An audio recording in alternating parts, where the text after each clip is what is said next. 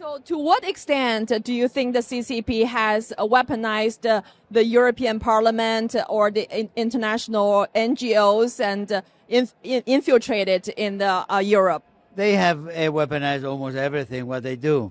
They have weaponized the NGOs. They have weaponized their companies. And that's one of the dangers, of the enormous dangers, the capacity really to buy up, to buy the political will of people in the European Parliament, in the national parliaments in Europe, and as a whole in the company. So we have to fight really, really strongly against these intentions, against Huawei, against all these companies, and against NGOs who look like neutral, but who are really at the spearheads of the policy of the Chinese dictatorship.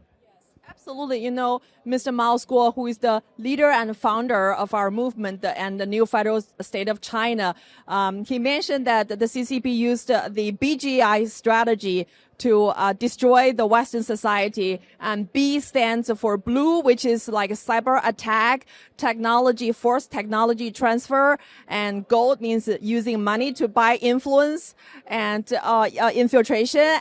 And yellow means sex bribes. So many politicians and big business they have been sex bribed, and the CCP used the videotape to demand obedience, and that's why there's so many people kept silent in face of CCP's crimes against humanity, including the COVID-19, which is called the CCP virus, has killed so many Europeans. That's a blackmail. That's a typical communist way of blackmailing people and of blackmailing companies. Of course, we are the only party in Spain, Vox, which has the strongest position on China. We need to have cleared what has happened with Wuhan, what has happened with the COVID, how it was directed to damage the people of the world.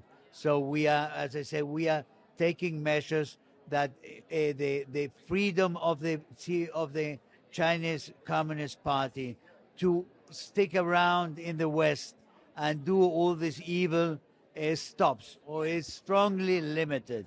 So, and we try to control as well. We have to control all these people that for money go into Chinese companies. We are seeing that with American military, high-ranking military who go for high salaries into the Chinese companies. That is unbearable for security of the states and of the West itself, or for NATO as well. We have to put real stops and limits to the actions of the official Chinese presence in Europe and in the West as a whole. Yes, so totally agree with you. The only correction that I like to make, that they're not Chinese president, they're CCP dictators. Nobody elect them to be the president, and the CCP does not represent the Chinese people.